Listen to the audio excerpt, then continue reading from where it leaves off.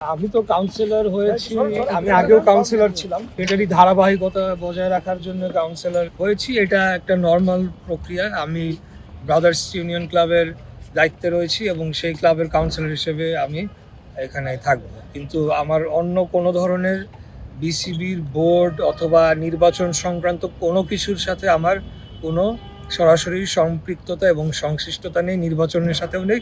এটা তাদের প্রক্রিয়া, তারা করবে। আমি একজন কাউন্সিলর হিসেবে সেদিন ভোটটা দিই। নির্বাচন যেটা আমরা চাই যে একটা ইনক্লুসিভ নির্বাচন হোক এবং যারা যোগ্য ব্যক্তি তারা যাতে নমিনেটেড হয় এবং যারা কারো ব্যক্তি বা পারিবারিক পরিচয় মুখ্য হয়ে উঠবে না।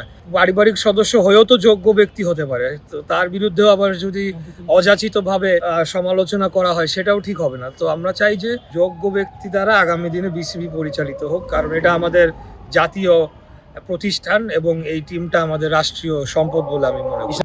খেলোয়াড়দের মতো তাদেরকে ট্রিট করা উচিত।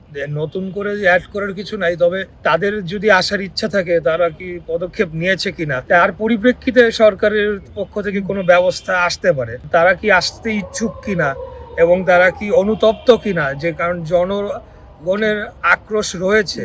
24-এ একটা রক্তাক্ত গণ অভ্যুত্থান হয়েছে এবং তার আগে বিগত 17 বছরের কার কি ভূমিকা ছিল সেটাও সকলের কাছে পরিষ্কার। তাই তাদেরও উচিত হবে যে যদি আসতে চায় তাহলে জনগণের কাছে এক ধরনের অ্যাপোলজি করা উচিত এবং এরপরে সরকারের কাছে আবেদন করা উচিত। তারপরে সরকার সিদ্ধান্ত নিতে পারে।